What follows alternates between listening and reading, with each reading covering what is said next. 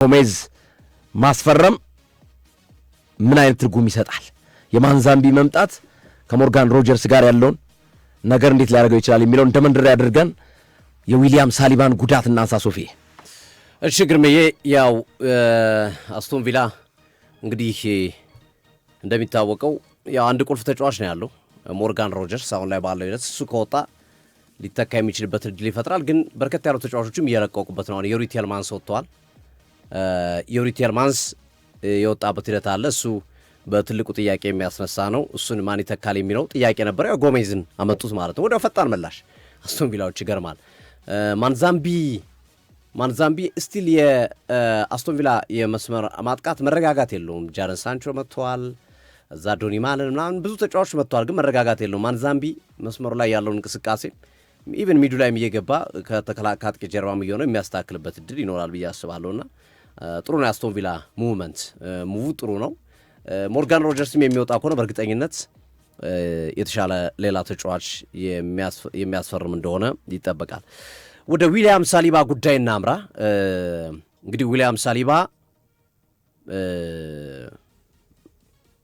ለአርሰናል እንግዲህ በሰውነት ክፍል ብንከፋፍለው አይደለ ልብ፣ ሳምባ፣ ኩላሊት ምናምን እያለ ብናስቀምጠው ሳምባው ነው ለአርሰናል ሳሊባ እና ሳሊባ አስደንጋጭ የሆነ ዜና ተሰምቷል ከዊሊያም ሳሊባ ጋር በተያዘ የአርሰናል ደጋፊዎች ያልጠበቁት። ግርምዬ ታስታውስ ከሆነ ግን ከ3-4 ቀን በፊት ሰርተነዋል። ይህንን ጉዳይ በሚመለከት ፕሮግራም ሰርተንበታል። አርሰናል በአመቱ መጀመሪያ አካባቢ ባሉት ወራቶች ዊሊያም ሳሊባ ራይስና ቡካዮ ሳካን እንደማይጠቀምባቸው ይረዳል።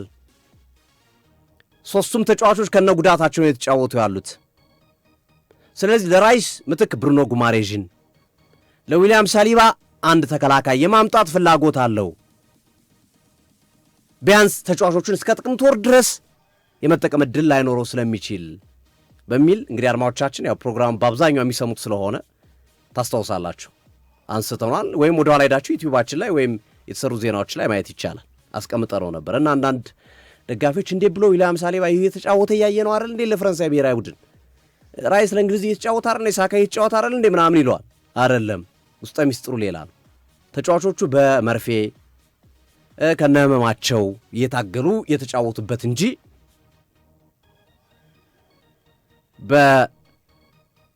በአቅማቸው ሙሉ አቅማቸው የተጫወቱበት አይደለም። ለዛ ነው ራይስ አርሰናልም እያለ አመቱ መጨረሻ አካባቢ ከነወገብ ጉዳት ሲጫወት የነበረ ነው። ወገቡን እያያዘ ሲጫወት የነበረ ተጫዋች ነው። ዊሊያም ሳሊባ ተደራራቢ ችግር ነው የነበረበት። ቁርጭምጭሚት ነበረበት፣ ከዛ ወገብ ተጨመረበት። ዊሊያም ሳሊባ ሳካ የሚታወቅ ችግር አለበት ተብሎ ይታመናል። የአቼሊስ የሚባለው እዚህ ከእግራችን ከጉልበታችን ስር ያሉት ጅማቶች ላይ ችግር አለ። እረፍት የሚፈልግ ከፍተኛ ሕክምና የሚፈልግ ከዚህ በፊትም ቀዶ ጥገና አድርጎበታል። በነገራችን ላይ ግን ቀዶ ጥገናው ወደሚፈለገው መንገድ አልመለሰውም። ስለዚህ አሁን የዊሊያም ሳሊባ ፈረንሳይ ከስፔን በነበራቸው ጨዋታ ላይ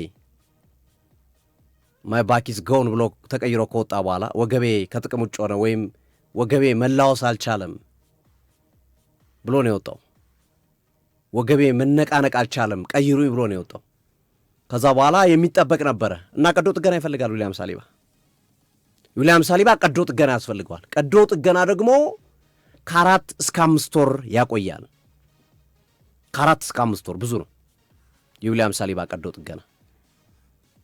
ይሄ ማለት እንግዲህ ኦልሞስት የመጀመሪያው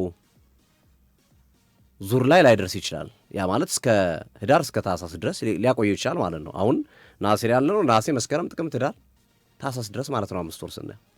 ስለዚህ በአብዛኛው የመጀመሪያው ዙር ያውም ከባባድ ጨዋታ ያለበት ወቅት ቢኮዝ ታህሳስ ላይ ፌስቲቭ ፔሪየድ ነው፣ ብዙ ጨዋታዎች የሚደራሩበት ወቅት ነው። ሳሊባን አርሰናል አያገኝም። የውድድር ዓመቱ መጀመሪያ ወሳኝ ናቸው ነጥብ በመሰብሰብ ሂደት ውስጥ በነግዚያቶች ዊሊያም ሳሊባን አያገኝም አርሰናል። እሱ ብቻ አይደለም አርማዎቻችን አርሰናል ቤት ውስጥ ያለው ችግር ጋብርኤል ማጋሌሽም ጤነኛ አይደለም። በነገራችን ላይ የጋብርኤል ማጋሌሽ ያው ትሪት እየተደረገ ይቆያል። ዓለም ዋንጫውም ቀድሞ ስለወጡ በረፍት የሚስተካከል ነው ተብሎ ስለተማመነ ነው እንጂ ማጋሌሽም እንደዚሁ ተመሳሳይ ችግር ይሄ ወገን ምናምን ሳይሆን ማጋሌሽም የጉዳት ችግር አለበት። ቀዶ ጥገና ምናምን ባያስፈልገውም ግን ችግር አለበትና ማጋሌሽም ኢቭን የመጀመሪያዎቹ ጨዋታዎች ላይ አይደርስም። ግርሜ እነ ኮቨንተሪ አስቶን ቪላ ምናምን ጨዋታዎች ላይ የተወሰነ 1-3 ጨዋታ ሊያመልጠው እንደሚችል ይጠበቃል።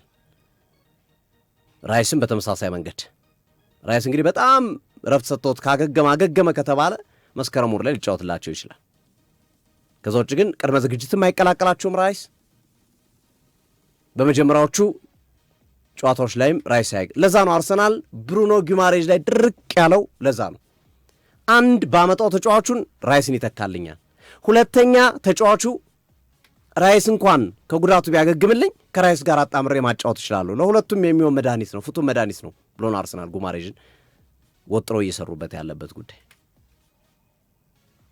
አሁን ትልቁ ነገር የሚነሳው ጥያቄ ዊሊያም ሳሊባ ተጎዳ፣ አርሰናል ምንም ጥያቄ የለውም ተከላካይ ማምጣት አለበት። አሉት እኮ ተከላካይ ግርሜ፣ ሂንካፔ፣ ካላፊዮሪ አሉ። ግን እነሱ የት ጋር ነው የሚጫወቱት? የጋብሪኤል ማጋሌሽ ቦታ ላይ ነው የሚጫወቱት። ሌፍት ናቸው። ሌፍት ሴንተር ባኩን ቢጫወቱት ሌፍት ላይ ነው የሚጫወቱት። ራይት ሴንተር ባክ አርሰናል የለውም። ሙስኬራና ጁሪያን ቲምበር ቤን ዋይት ናቸው። ራይት ባክም ራይት ሴንተር ባክም ሆኖ መጫወት የሚችሉት።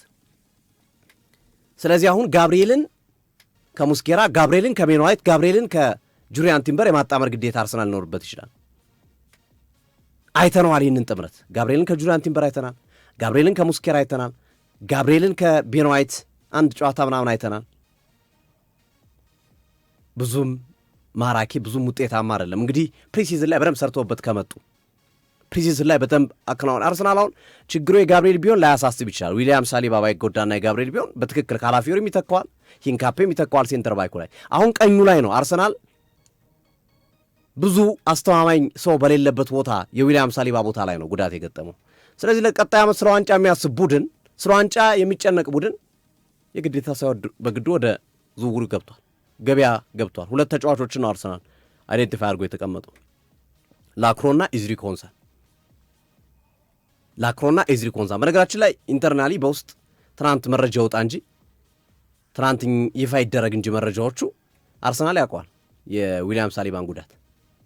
ከዓለም ዋንጫ በኋላ ቀዶ ጥገና እንደሚያደርግ ያውቁታል አርሰናሎች፣ ዝግጁ ናቸው ለዚህ። ለዛ ነው ከሁለት ሳምንት ምናምን በፊት አስታውሱ ከሆነ ኢዝሪ ኮንሳ ከአርሰናል ጋር ምናምን እየተባለ በጣም በከፍተኛ ሁኔታ ወሬው ሲወራ ነበር። መረጃውን እኛም ለአድማጮች አድርሰናል እና እኒህ ሁሉ ተከላካይ ባለበት የምን ኢዝሪ ኮንሳ ነው ምናምን የሚሉ ነበሩ አድማጮቻችን፣ የአርሰናል ደጋፊዎች። ግን ስለሚያውቁት ነው ችግሩን ከበፊትም ይህንን ጉዳይ።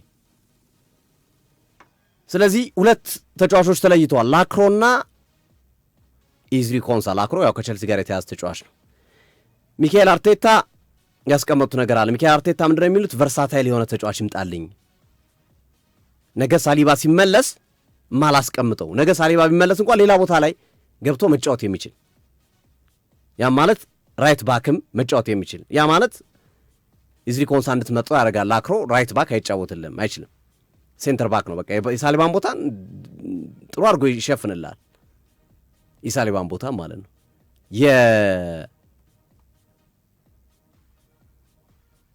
እነ ቲምበር የነ ቤንዋይትን ቦታ ግን ላክሮ ያሸፍንል። ኢዝሪ ኮንሳ ቢመጣ ግን እዛኛውም ላይ ችግር ቢገጥም በነ ቤንዋይት በነ ቲምበር ላይ ችግር ቢገጥም እዛ ጋም ተሰካዋል። ራይት ፉል ባክ ሆኖ መጫወት ስለሚችል ማለት አርቴታ ኢዝሪ ኮንሳ ነው ምርጫቸው። ግን ከዝውውሩ ዋጋና መሰል ነገሮች ጋር ተያይዞ የላክሮ አነስ ያለ ነው እና ላክሮንም ክሪስታል ፓላስ ፍላጎት አለው፣ መሸጥ ይፈልጋል። ኢዝሪ ኮንሳን ግን አስቶን ቪላ መሸጥ አይፈልግም። በዚህ ሁኔታ ውስጥ ያለ ነው ተብሎ ይነሳል። የአርሰናልን የክረምት የዝውውር መስኮት እቅድ ያዛባዋለው ይሄ ነገር አሁን የአርሰናል ደጋፊዎች በብዛት እየጠየቁት ያለው። ምክንያቱም አርሰናል ክርስቶስ ዞሊስን ያመጣል፣ ያለቀ ያለ ዝውውር ነው። ሞርጋን ሮጀርስን ያመጣል፣ ምክንያቱም የክርስቶስ ዞሊስና የሞርጋን ሮጀርስ ዝውውር የተለያየ ፓኬጅ ስለሆነ በተለያየ የተያዘ ስለሆነ ያ ማለት ወይ ሞርጋን ሮጀርስ ወይ ባርኮላ ከሁለቱ አንዱን ያመጣል። ሞርጋን ሮጀርስ ከመጣ የባርኮላ ጉዳይ ያበቃል፣ ባርኮላ ከመጣ የሞርጋን ሮጀርስ ጉዳይ ያበቃል። ብሩኖ ጉማሬዥ ይመጣል። ከዛ ጁሊያን አልቫሬዝ ነው እየሰሩበት ያለው። የአልቫሬዝ ጉዳይ በነገራችን ላይ የኮሬሽን አሁንም በድጋሜ በዝውውር ውስጥ ለማካተት የሚደረጉ ጥረቶች እንዳሉ እየተሰማ ነው የሚገኙ። አለበለዚያ አርሰናል ካያቨርዝን የመልቀቅ ግዴታ ውስጥ ይገባል። ግርሜ ካያቨርዝን ወይ ሚካኤል ሜሪ ነው። ሚካኤል አርቴታ ደግሞ አስበው ካያቨርዝን ልቀቁ ስትላቸው እንዴት ይፈቅዱላል? አይሞትም እንዴ እሺ አይሉም። ስለዚህ ያ ማለት ኦብቪየስሊ ጁሊያን አልቫሬዝ ከመጣ ከካይ ሃቨርትዝ ከሚካኤል ሜሪኖና ከዮኬሬሽ አንዱን መምረጥ አለብን። ማን ይመርጣሉ ነው አሁን ሚካኤል አርቴታ? ካይ ሃቨርትዝን ያነኩትም ልጃቸው ነው። ለሜሪኖም ያላቸው ነገር ይታወቃል። ማድሪድ እንኳን ጠይቆ እንዴት ነው ያሉት የሰጡት መልስ? ዮኬሬሽ ሊነካ ይችላል የሚሉ ግምቶች ናቸው፣ ገና ግምቶች ናቸው። እነዚህ የተረጋገጡ አይደለም። ጁሊያን አልቫሬዝ ከመጣ ምክንያቱም ጥሩ እያደገ ስለሆነ የጁሊያን አልቫሬዝና የአርሰናል ድርድር በጥሩ መንገድ ከመገኘቱ ጋር ተያይዞ ማለት ነው። ስለዚህ ኢፌክት አለው ወይ አሁን አርሰናል ባለው ሂደት? እሺ እናስቀምጠው። ክርስቶዞሊስ፣ ሞርጋን ሮጀርስ በቅንፍ ባርኮላ እናስቀምጠው፣ ግን ከሁለቱ አንዱን ይመርጣል። ከዛ ጁሊያን አልቫሬዝ፣ ከዛ ብሩኖ ጉማሬሽ። እነዚህ ዝውውሮች ያዘዋውራል። እነዚህ ዝውውሮች በድምሩ እስከ 300 ሚሊዮን ፓውንድ ድረስ ይደርሳሉ። አርሰናል ሊያዘዋውራቸው የፈለጉት ተጫዋቾች። አሁን አርሰናል ይህንን ገንዘብ አውጥቶ ተጨማሪ ለተከላካይ ያወጣል ነው ወይ? ትልቁ ጥያቄ። ይህን ሁሉ ገንዘብ አውጥቶ 300 ሚሊዮን ፓውንድ አውጥቶ አምናም እንደዛው ነው ያወጣው፣ ዘንድሮም ደግሞ ያን ያህል ገንዘብ አውጥቶ እንደገና ደግሞ ለተከላካይ 60 እና 70 ሚሊዮን ፓውንድ ያወጣል ነው ጥያቄው። ስለዚህ አንዱን ዝውውር የመቶ ግዴታ ሊገባ ይችላል አርሰናል። ወይ ሞርጋን ሮጀርስ፣ ወይ ጉማሬዥን፣ ወይ ጁሊያን አልቫሬዝ የመቶ ግዴታ ይገባል በዚህ ሂደት ውስጥ ማለት ነው። ምናልባት መጠባበቂያ ብለው ባለፈው ታስታውስ ከሆነ አርሰናል በቃ ዝውውሬን ዘግቻለሁ ካለ በኋላ ነው የካይ ሃቨርትዝ ጉዳትን ተከትሎ ይዜ የመጣው። ስለዚህ መጠባበቂያ ገንዘብ ካላቸው ያን ሊያደርጉት ይችላሉ። ግርሜ ትንሽ ጨምርበትና እንሰነባበት ማስታወቂያዎች ስላሉ። አይ እኔ እንኳን በዚህ ጉዳይ ላይ ብዙም የሚለው ነገር የለም፣ ግን አንዳንድ መረጃዎችን ለመጠቆም ያክል ቶማስ ቱከል እስከ 2028 ድረስ